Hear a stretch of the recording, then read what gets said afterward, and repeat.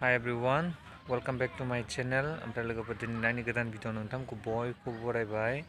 ओमफ्राय दायो टाइमा I think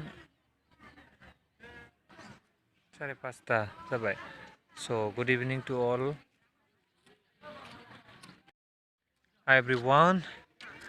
ओमफ्राय लोगोफोर माने दिनैनिफ्राय आङो सानदों जे एसे दैलि ब्लग लाबोनो माने आं स्कुलाव थायो हिसाबै गथ'फोरनि इभिनिं प्रेयारखौ नोंथांमोनजों शेयार खालामनो सानदों। स' आंनि भिडिअखौ जुदि नायनो इन्टारेस्टेडब्ला आंजों लोगोसे फैदो आरो आं नोंथांमोननो देखायनोसै। थौदो बिदिब्ला आङो थांगासिनो दङ गथ'फोरखौहाय देखायहैनो माने दा प्रेयार जानो नागिरदों आरो वेट नायदो थांगासिनो आङो दा।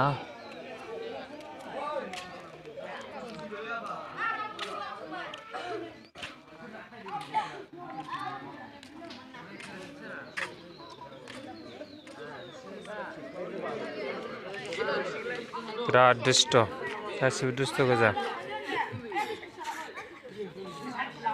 नट रेडि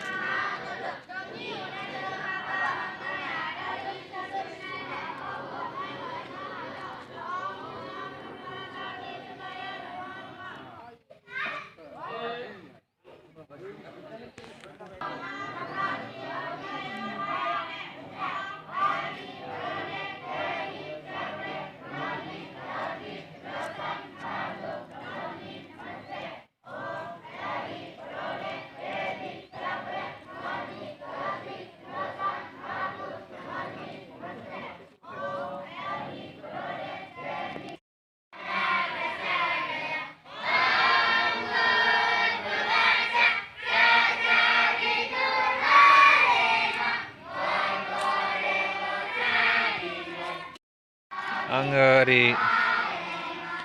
गुरुदेबनि स्टेचुनि खिथुनखैजायबो खोथाबाय एसे बेकग्राउन्डखौ नायदो। फाइनालि दा नै प्रेयारा जोब्बाय। स' नायदो